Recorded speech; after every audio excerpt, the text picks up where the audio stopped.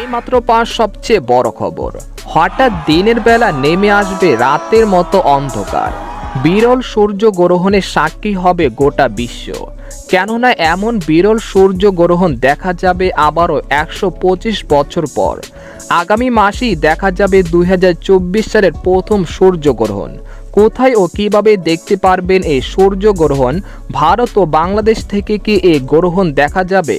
ভারত ও বাংলাদেশের সময় অনুযায়ী এই গ্রহণ কখন শুরু হবে এবং কখন শেষ হবে? একটানা কতক্ষণ পর্যন্ত চলবে এই গ্রহণ? জানতে হলে ভিডিওটি প্রথম থেকে শেষ পর্যন্ত দেখতে থাকুন। আর সবার আগে সবার প্রথম সঠিক খবর জানতে আমাদের চ্যানেলটিকে সাবস্ক্রাইব করে রাখুন। এবার জেনে নিন এক নজরে। পূর্ণ ঘেরা সূর্যগ্রহণে একই রেখায় থাকে চাঁদ, সূর্য ও পৃথিবী। তখন সূর্য পুরোপুরি ঘূর্ণায়মান চাঁদের পিছনে ঢাকা পড়ে যায়। এ কারণে দিনের বেলাতেই রাতের মতো অন্ধকার নামবে পৃথিবীতে। আংশিক সূর্যগ্রহণ প্রতি বছর দেখা গেলেও পূর্ণগ্রাস বিরল ঘটনা।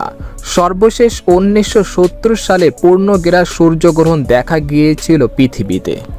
জানা গেছে বিরল পূর্ণগ্রাস সূর্যগ্রহণের কারণে 8 এপ্রিল মেক্সিকো, যুক্তরাষ্ট্র ও কানাডায় সূর্যকে পুরোপুরি ঢেকে ফেলবে চাঁদ। ফলে দিন হবে রাতের মতো অন্ধকার। এই অবস্থায় যুক্তরাষ্ট্রে সেদিন শত শত স্কুল বন্ধ হতে যাচ্ছে বলে এক প্রতিবেদনে জানিয়েছেন মার্কিন নিউজ পত্রিকা। নাসার তরফ থেকে আরও বলা হচ্ছে, আগামী 8 এপ্রিল স্থানীয় সময় বেলা 11টা 7 মেক্সিকোর প্রশান্ত মহাসাগরীয় উপকূলে প্রথম সূর্যগ্রহণ দেখা যাবে। 54 বছর পর এমন সূর্যগ্রহণ হওয়ায় নাসার বিজ্ঞানীরা এই সূর্যগ্রহণকে বিশেষ বলে বর্ণনা করেছেন। এর আগে 1970 সালে এমন সূর্যগ্রহণ হয়েছিল, আবার হতে পারে 2078 সালে।